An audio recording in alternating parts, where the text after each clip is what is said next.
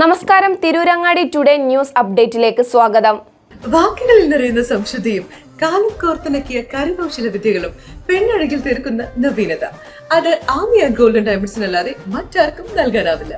Kerala design പണിക്കൂലി 2.5% മുതൽ, Bombay Kolkata design പണിക്കൂലി 5.9% മുതൽ, ആന്റിക് ടർക്കിഷ് ഡിസൈൻ പണിക്കൂലി 5.9% മുതൽ, കൂടാതെ വെഡിംഗ് പർച്ചേസുകൾക്ക് പ്രത്യേക സ്കീമുകൾ.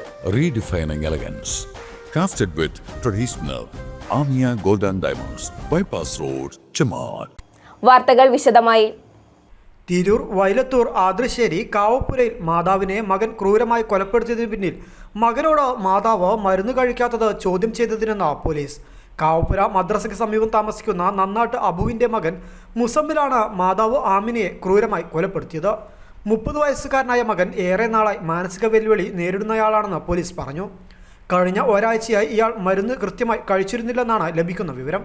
ഇതിനെ ചൊല്ലി ആമിനയും മകനും തമ്മിൽ വഴക്കുണ്ടായിരുന്നു. ഇന്ന് രാവിലെയും മകൻ മരുന്ന് കഴിക്കാൻ കൂട്ടാക്കിയില്ല. ഇതിനെ ചൊല്ലി ഇവർ തമ്മിൽ വഴക്കുണ്ടായി. ഇതിന് പിന്നാലെ പ്രകോപിതനായ മകൻ അടുക്കളയിൽ ഭക്ഷണം പാചകം ചെയ്യുകയായിരുന്ന ഉമ്മയെ ഗ്യാസ് സിലിണ്ടർ ഉപയോഗിച്ച് തലക്കടിച്ചു വീഴ്ത്തി. അടിയേറ്റ് ആമിന നിലത്ത് വീണതോടെ അവിടെ ഉണ്ടായിരുന്ന വെട്ടുകത്തി ഉപയോഗിച്ച് മകൻ അമ്മയെ വെട്ടി കൊലപ്പെടുത്തുകയായിരുന്നുവെന്ന് പോലീസ് പറഞ്ഞു. ഇന്ന് രാവിലെ 7 മണിയോടെയായിരുന്നു ക്രൂരമായ കൊലപാതകം നടന്നത്. ആമിനയുടെ ഭർത്താവായ അബു ജോലിക്ക് പോയ സമയത്താണ് കൊടും ക്രൂരത അരങ്ങേറിയത്.